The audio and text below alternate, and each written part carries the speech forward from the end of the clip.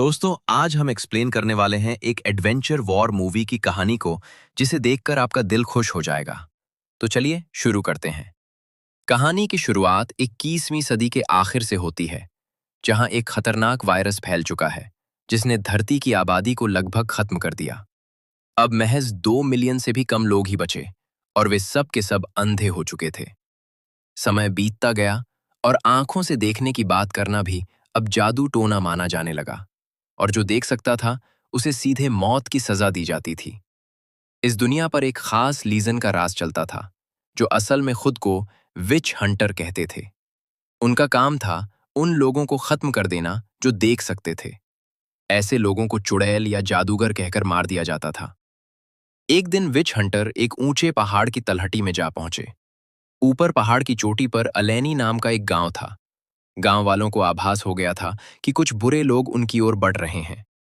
उन गांव वालों का लीडर बाबा वॉस नाम का योद्धा होता है, जिसके आदेश पर सभी योद्धा अपने हथियार लेकर इकट्ठा हो जाते हैं।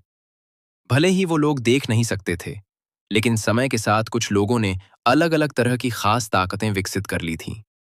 उनमें से कुछ मीलों दूर से किसी इंसान की मौजूदगी सूंघ सकते थे, तो कुछ आवाज को पहचान कर दुश्मन की दूरी समझ लेते थे, और कुछ लोग ऐसे भी थे जो इरादे तक महसूस कर लेते थे। बाबा वॉस को उनकी क्षमताओं से पक्की जानकारी मिल जाती है। इसके बाद वो सभी को लड़ाई के लिए तैयार करता है और फिर दुश्मनों से निपटने की योजना बनाते हैं। दूसरी ओर बाबा वॉस की पत्नी मागरा बच्चे को जन्म देने वाली थी। जैसे ही युद्ध का बिगुल बजता है, मागरा बेचैन हो उठती हैं। उसे अपने पति की चिंता सता रही थी। वहीं पर हम गांव की सबसे ताकतवर सेंसर को देखते हैं, जिसका नाम पेरिस है। वो मागरा को समझाते हुए कहती हैं कि 3 रात से एक उल्लू बुला रहा है। वो कह रहा है कि चुड़ैल को पकड़ने वाले आ रहे हैं। शायद वो लोग तुम्हें ढूंढ रहे हैं, लेकिन अभी सबसे जरूरी काम बच्चे को सुरक्षित जन्म देना है। दूसरी ओर हम विच हंटर ग्रुप के लोगों को देखते हैं, जो चुपचाप पहाड़ों की ओर बढ़ रहे होते हैं। तभी उनमें से एक आदमी बाबा वॉस के कबीले के एक लड़के को पकड़ लाते हैं, जिसका नाम गैदर बैक्स है। विच हंटर ग्रुप का लीडर उस लड़के से पूछता है कि तुम कौन हो। इस पर बैक्स उसे बताता है कि मैंने ही तुम्हें यहां बुलाया है। जिसे तुम लोग ढूंढ रहे हो वो मेरे कबीले के मुखिया की पत्नी है। असल में वो कुछ महीनों पहले ही हमारे गांव में आई थी। वो प्रेग्नेंट थी, इसलिए गांव के मुखिया ने उसके बच्चों की देखभाल करने के लिए उसे अपना लिया। लेकिन वो एक चुड़ैल है और उसके पेट में पल रहे बच्चे शैतान के हैं। इसके बाद बैक्स उसे एक माला देता है, जिसमें जेरा मोरेल लिखा था। ग्रुप का लीडर उस लड़के से कहता है कि अगर वो चुड़ैल हमें नहीं मिली तो तुम्हें खत्म कर दिया जाएगा। इसके बाद सभी विच हंटर गांव की ओर बढ़ने लगते हैं। दूसरी कबीले के लोग पत्थरों से बनी दीवार के पास रुककर दुश्मन के आने का इंतजार कर रहे होते हैं। दोनों तरफ सन्नाटा था। कोई कुछ बोलने की हिम्मत नहीं कर रहा था। भले ही सब अंधे थे, लेकिन उनकी तेज सुनने की शक्ति बता रही थी कि दुश्मन बहुत पास है। जैसे ही दुश्मनों की फौज दीवार पर चढ़ने की कोशिश करती है, बाबा बॉस हमला करने का आदेश देता है। कबीले के योद्धा अपनी कमर में रस्सियां बांधकर दुश्मनों पर टूट पड़ते हैं, जिससे नीचे खड़े कई विच हंटर मारे जाते हैं। लेकिन थोड़ी देर बाद दुश्मन की तरफ से अजीब सी खामोशी छा गई। फिर अचानक दुश्मनों ने ग्रैपलिंग हुक फेंके और दीवार पर चढ़ने की कोशिश करने लगे। कुछ बहादुर योद्धा रस्सियों के सहारे ऊपर चढ़ाए। अब बाबा बॉस दुश्मनों की आवाजों को सुनकर उन्हें खत्म कर रहा होता है। धीरे धीरे बहुत से हंटर्स दीवार पर चढ़ जाते हैं और फिर आमने सामने की लड़ाई शुरू हो जाती है। सब कुछ आवाज और किस्मत के भरोसे चल रहा था। जरा सी गलती और मौत तय। दुश्मन के पास बेहतर हथियार थे और इसलिए वे कबीले वालों पर भारी पड़ने लगे। इसी बीच वॉस का पैर एक सीढ़ी से टकराया और उसे समझ आ गया कि अब ज्यादा देर तक लड़ पाना नामुमकिन है। इसलिए उसने अपने लोगों को तुरंत पीछे हटने का आदेश दिया और अपने हथियार से पत्थर की दीवार वाले जाल को काट दिया, जिससे सभी हंटर्स कुचल कर मारे जाते हैं। लेकिन लड़ाई अभी खत्म नहीं हुई थी। चारों तरफ सन्नाटा छा गया। तभी कबीले के कुछ सेंसर को पता चलता है कि नदी के दूसरी तरफ अभी भी दुश्मन घात लगाए बैठे हैं। साफ था कि ये बस शुरुआत थी। असली हमला अभी बाकी था। वॉस ने सबको तुरंत गांव लौटने का आदेश दिया ताकि वो अगली लड़ाई के लिए तैयारी कर सके। दूसरी ओर विच हंटर का लीडर किसी दूसरे से रास्ते से पहाड़ पर चढ़ने की सोचता है। उसी बीच मागरा दो जुड़वा बच्चों को जन्म देती है। तभी पेरिस मागरा से पूछती है कि इन बच्चों का पिता कौन है। मागरा भी सच छुपा नहीं सकी। उसने कहा, जेरलमरेल नाम का अजनबी इन बच्चों का पिता है। इसी बीच कबीले के सभी योद्धा गांव लौट आए। बाबा वॉस ने सबको जाल फिर से लगाने का आदेश दिया, क्योंकि अगली लड़ाई और भी भयानक होने वाली थी। इसके बाद वो अपनी गुफा में पहुंचाता, जहां उसकी पत्नी अपने दोनों बच्चों के साथ सुरक्षित थी। बाबा वॉस जानता था कि ये उसके बच्चे नहीं हैं, फिर भी वॉस ने उन्हें पूरे दिल से अपना लिया। वहीं जब गांव वालों को पता चला कि विच हंटर मागरा को पकड़ने के लिए उनके गांव पर हमला करने वाले हैं, तो उन्होंने डर के मारे वॉस के घर को घेर लिया और उससे कहा कि अपनी पत्नी उन्हें सौंप दे, ताकि गांव वाले सुरक्षित रह सकें। लेकिन वॉस कबीले का मुखिया था और वो अपनी पत्नी को दुश्मन के हवाले कैसे कर देता। उसने साफ कह दिया, जो भी आगे बढ़ेगा अपनी जान से हाथ धो बैठेगा। इतने में कबीले के कुछ लोग वॉस के समर्थन में खड़े हो गए। तभी वहां पर पेरिस भी आ जाती हैं। वो गांव वालों को समझाती हैं कि आपस में लड़ने का कोई फायदा नहीं होगा, और अगर तुम मागरा को दुश्मन के हवाले कर दोगे तब भी विच हंटर किसी को नहीं छोड़ेंगे। इसलिए बचने का सिर्फ एक ही रास्ता है, पश्चिम की ओर, जहां रस्सियों से बना हुआ पुल है जिससे हम भाग सकते हैं। लेकिन गांव वालों को पेरिस की बात पर यकीन नहीं हो रहा था, क्योंकि पीछे का पहाड़ तो चारों तरफ खड़ी चट्टानों से घिरा था और इसलिए वहां पुल का होना नामुमकिन है। गांव वालों को यकीन दिलाने के लिए पेरिस को मजबूर होकर सच बताना पड़ता है। वह उन्हें बताती हैं कि भगोड़े जेरा मोरेल ने ही गांव वालों के लिए इस पुल को बनवाया था, ताकि जरूरत पड़ने पर लोग वहां से भाग सकें। और वही आदमी मागरा का पहला पति था और उन बच्चों का असली पिता। ये सुनकर सब हैरान रह गए। जिस दुनिया में हर कोई अंधा था, वहां किसी देखने वाले भगोड़े की कहानी सच निकलेगी।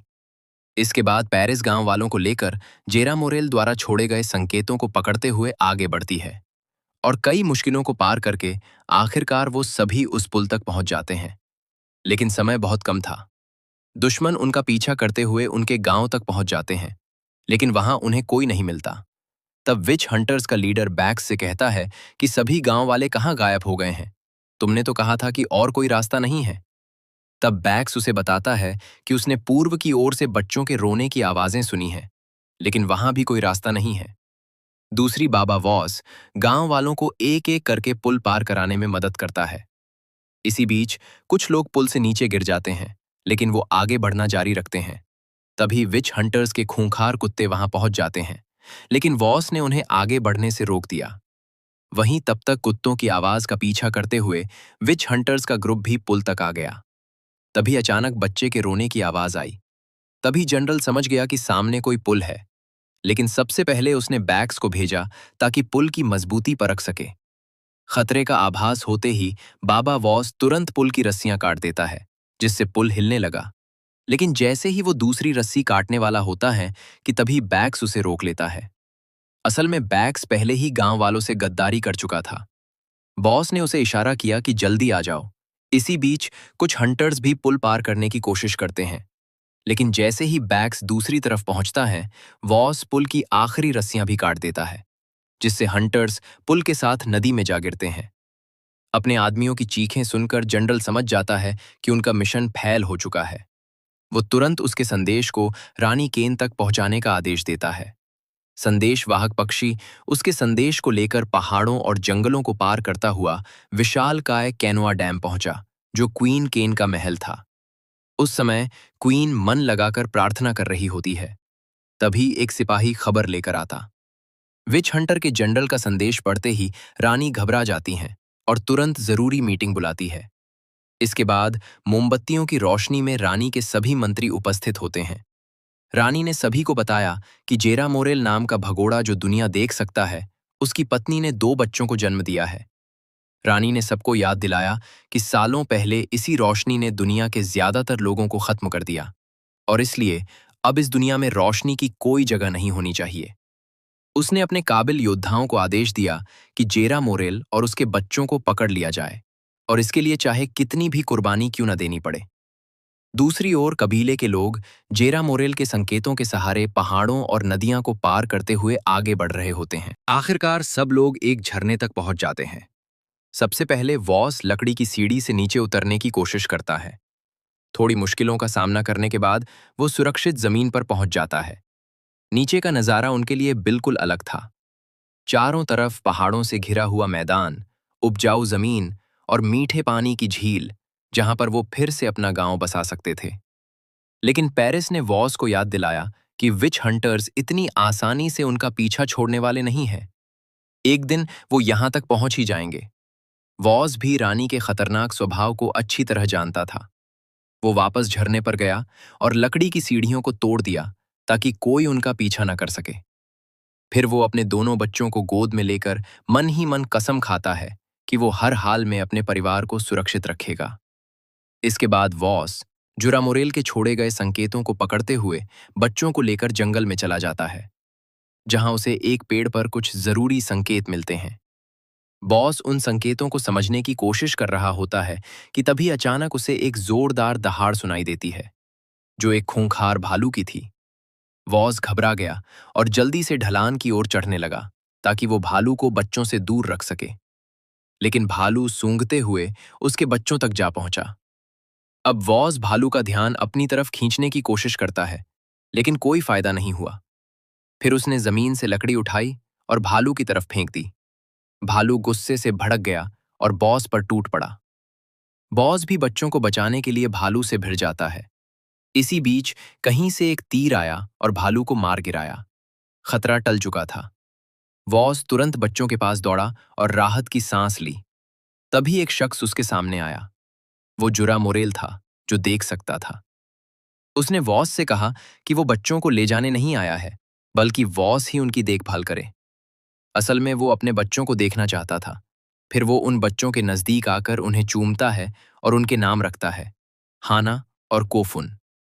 इसके बाद वो बॉस को एक संदूक की चाबी देते हुए कहता है कि वो संदूक उसके बच्चों के लिए एक तोहफा है। उसने कहा कि जब बच्चे 12 साल के हो जाएं, तभी उस संदूक को खोलना, क्योंकि तब तक वे उसके अंदर छिपे ज्ञान को खुद समझ पाएंगे। इतना कहकर जुरा मोरेल वहां से चला जाता है। उसी दौरान जंगल में हम गैदरबैक्स को देखते हैं, जो अपनी मौसी के साथ जंगल आया था। वो जंगल के साये को बुला रहा होता है। जैसे ही वो साया उनके करीब आया, उसकी मौसी ने उसे पहचान लिया। उन्होंने साये से कहा कि कबीले का सरदार वॉस बहुत क्रूर है, क्योंकि उसने बैक्स की मां को गांव के नियम तोड़ने पर जिंदा जला देने का आदेश दिया था। और उस दिन से बैक्स ने बदला लेने की ठान ली थी। उसने साये से कहा कि वो चुपचाप वॉस के परिवार पर नजर रखे और उसके बच्चों के बारे में जानकारी जुटाए। वो साया हमेशा मौन ही रहता है, जिसकी गंध भी नहीं पकड़ी जा सकती थी। वो उसकी मदद के लिए मान गया। कुछ समय बाद वॉस जुरा मुरेल के बताए रास्ते पर चलते हुए उस जगह पर पहुंचा जहां संदूक छिपा हुआ था। घर लौटकर वॉस ने उसकी पत्नी मागरा को सारी बातें बताईं और उन्होंने फैसला किया कि वे उस संदूक को खोलकर देखें कि उसमें क्या है। संदूक में उन्हें एक छोटी सी नाव मिलती है। उन्हें लगा कि शायद ये बच्चों के खेलने का खिलौना है। तभी वहां पर पेरिस भी आ जाती हैं। जेरा मोरेल ने पहले ही जोर देकर कहा था कि संदूक खोलते वक्त पेरिस भी मौजूद रहे। इसके बाद वो दोनों फिर से संदूक को टटोलते हैं। उसमें अंदर बहुत सी किताबें थीं, लेकिन वॉस और मागरा नहीं जानते थे कि किताबें क्या होती हैं। उन्हें लगा कि ये तो बस पेड़ की छाल के टुकड़े हैं, मगर पेरिस ये देखकर खुश हो गई। फिर उसने उन्हें समझाया कि ये किताबें बेशकीमती हैं। इनमें पुराने समय का पूरा ज्ञान दर्ज है, जिससे हम एक खुशहाल दुनिया का निर्माण कर सकते हैं। लेकिन इन किताबों को समझने के लिए आंखों की रोशनी का होना जरूरी है। सालों पहले विच हंटर्स ने दुनिया की सारी किताबें जला दी थीं, ताकि जो लोग देख सकते हैं वे ये ज्ञान हासिल न कर सकें। इसलिए जेरा मोरेल ने इस संदूक में किताबें छुपा कर रखी होगी। ये सब सुनकर मागरा घबरा गई। वो नहीं चाहती थी कि उसके बच्चे किताब के ज्ञान को समझें, क्योंकि इस दुनिया में देखने की शक्ति के साथ पैदा होने वाले बच्चों के लिए कोई जगह नहीं है। शिकारी उन्हें चुड़ैल समझकर मार डालते हैं और फिर इंसान कभी सामान्य जीवन नहीं जी पाता। लेकिन जब पेरिस उसे समझाती हैं कि ये बच्चों के पिता की तरफ से दिया गया तोहफा है, इसलिए वो फैसला करती है कि इस संदूक को फिर से छुपा दिया जाए और 12 साल बाद सोचा जाएगा कि इनका क्या करना है। इसी बीच पेरिस को घर में किसी साए की मौजूदगी का एहसास होता है। उसने वॉस को इशारे से बताया कि यहाँ कोई और भी छिपा हुआ है। वॉस तुरंत चाकू उठाया और उसे ढूंढने की कोशिश की, लेकिन तब तक वो साया गायब हो चुका था। साए ने अपना काम पूरा किया। उसने सारी जानकारी माला के रूप में बैक्स के गले में डाल दी और वहां से चला गया। अगले दिन बैक्स अपनी मौसी को बताता है कि वो साया उससे मिला था, लेकिन जो जानकारी मिली थी वो सही नहीं थी। ये देखकर उसकी मौसी समझ जाती हैं कि साया उनसे झूठ बोल रहा था। इसके बाद बैक्स एक बोतल में संदेश डालकर नदी में फेंक देता है। उसमें लिखा था कि उनके गांव में चुड़ैलें मौजूद हैं। वो रोज 2 बोतलें समुद्र में फेंकता था, इस उम्मीद के साथ कि कभी न कभी ये बोतल किसी को मिल ही जाएंगी। वॉस के घर में किसी और की मौजूदगी से बॉस को शक हो गया था कि इसके पीछे बैक्स ही है। इसलिए वो उसके पास जाता है और उसे वार्निंग देता है कि वो अपनी नफरत को बदले कि आग में बदले। अगर उसने गांव के नियम तोड़े तो उसका अंजाम भी उसकी माँ जैसा ही होगा। दूसरी ओर विच हंटर एक गांव में पहुंचते हैं और गांव वालों से जेरा मोरेल और उसके बच्चों के बारे में पूछते हैं। लेकिन जब गांव वाले कुछ भी बताने से मना कर देते हैं तो जनरल एक बूढ़े आदमी के कान में नुकीला सरिया घोंप देता है। इसके बाद वो रानी केन के लिए एक संदेश भेजता है। दूसरी ओर एक मंत्री रानी केन के पास जनरल का संदेश लेकर जाता है और उसे बताता है कि जनरल और उसकी टीम ने मिलकर जेरा मोरेल और उसके बच्चों को सभी दिशाओं में खोजा, लेकिन उसे कोई सुराग नहीं मिला। और इसलिए अब जर्नल और उसकी टीम हताश होकर वापस पायाण शहर लौटने की अनुमति चाहते हैं। जनरल का संदेश सुनकर रानी केन को शक होता है और वह उस संदेश को खुद पढ़कर देखती हैं तो उसे पता है कि संदेश जनरल का लिखा हुआ नहीं था, बल्कि किसी और ने उसे लिखा था, क्योंकि जनरल हमेशा अपने संदेश में गुप्त कोड लिखता था। जब रानी को मंत्रियों की गद्दारी का पता चलता है तो वो उससे पूछती हैं कि तुम्हें झूठ बोलने के लिए किसने कहा। तब वो उनका नाम बताता है, लॉर्ड कॉर्न और लेडी जी। इतना सुनते ही रानी उसका गला काट देती है और फिर सभा बुलाकर गद्दारों को मौत की सजा का ऐलान करती है। इसके बाद दोनों गद्दारों को रानी के खिलाफ कानाफूसी करने के जुर्म में लटकाकर जला दिया जाता है, ताकि दोबारा कोई और रानी की खिलाफत करने का साहस न जुटा सके।